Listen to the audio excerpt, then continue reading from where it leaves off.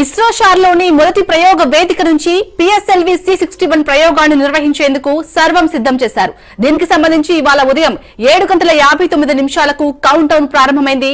PSLV C61 rocket ద్వారా అత్యాధునిక సాంకేతిక పరిజ్ఞానంతో రూపొందించిన earth observation satellite RISAT 1B అనే ఉపగ్రహాన్ని ప్రయోగిస్తున్నారు. ఈ ఉపగ్రహం జాతీయ భద్రతను బలోపేతం చేయడానికి కీలకమైన మౌలిక సదుపాయాల కల్పనకు దోహదపడుతోంది. భవిష్యత్తులో భారత్ ప్రపంచంలోనే బలీయమైన శక్తిగా అవతరించేందుకు నిఘా వ్యవస్థను బలోపేతం చేసేందుకు ఈ ఉపగ్రహాన్ని ప్రయోగిస్తున్నారు.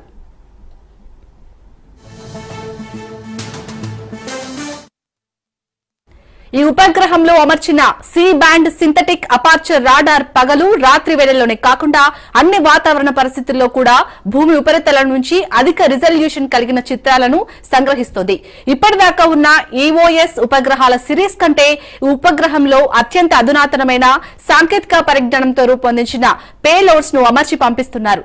భారత సైన్యానికి కావాల్సిన పూర్తి స్థాయి సమాచారాన్ని ఈ ఉపగ్రహం అందిస్తుంది.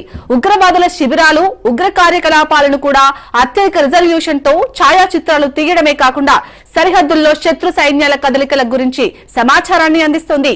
ఈఓఎస్ ఉపగ్రహాల సిరీస్ లో ఇది 9వ ఉపగ్రహం కాగా ఇస్రో చైర్మన్ వి నారాయణన్, శాస్త్రవేత్తలు తిరుమల శ్రీవారిని దర్శించుకున్నారు. పిఎస్ఎల్వి C61 ఉపగ్రహ ప్రయోగం విజయవంతం కావాలని ఆకాంక్షిస్తూ నారాయణన్, శాస్త్రవేత్తలు స్వామివారిని దర్శించుకుని మొక్కులు చెల్లించుకున్నారు.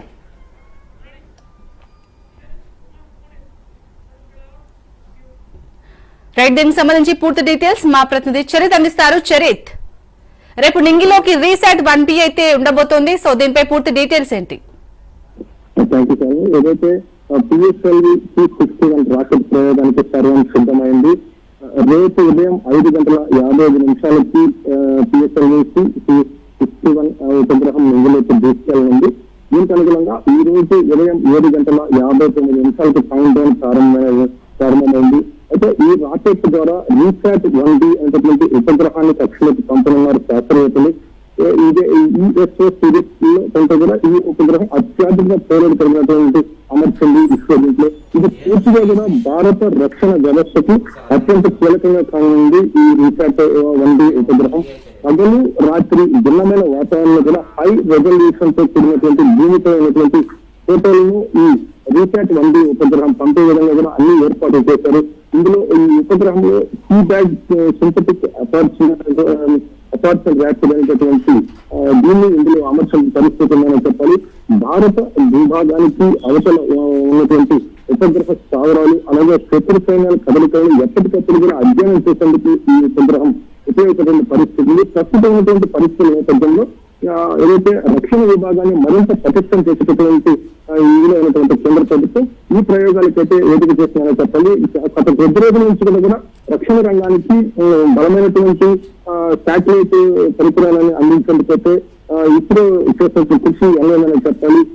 యూఎస్ సిరీస్ లో ఇది 9వ ఉపగ్రహం అని 9వ ఉపగ్రహం. ఇది ప్రస్తుత పరిస్థితుల్లో భారత సైన్యానికి అన్ని విధాలుగా కూడా ఈ యొక్క యూఎస్ సిరీస్ ఉపగ్రహాలు ఎంతో కూడా సేవలు చేస్తాయి. ఈరోజు 9వ ఉపగ్రహంగా కూడా సేవలు అందించేందుకైతే మాత్రం పిఎస్ఎల్వి C61 రాకెట్ అయితే ప్రయోగం జరుగుతుంది.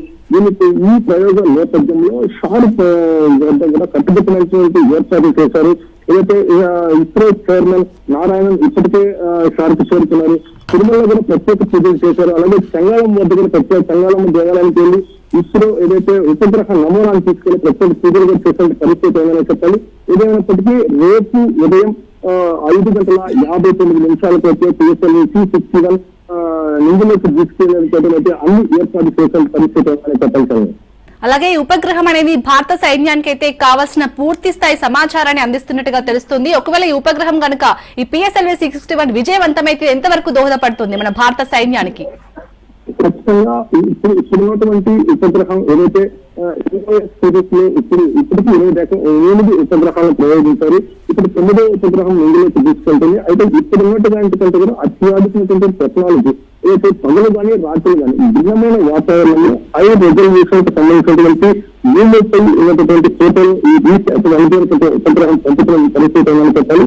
అయితే ప్రధానంగా భారత భూభాగానికి అవతల ఉన్నటువంటి ఉగ్ర స్థావరాలు అలాగే శత్రు సైన్యాల కదలికలను కనిపెట్టేందుకైతే దీన్ని కీలకంగా తయారు చేసిన పరిస్థితి ఏమైనా చెప్పాలి. Right, thank you Charith.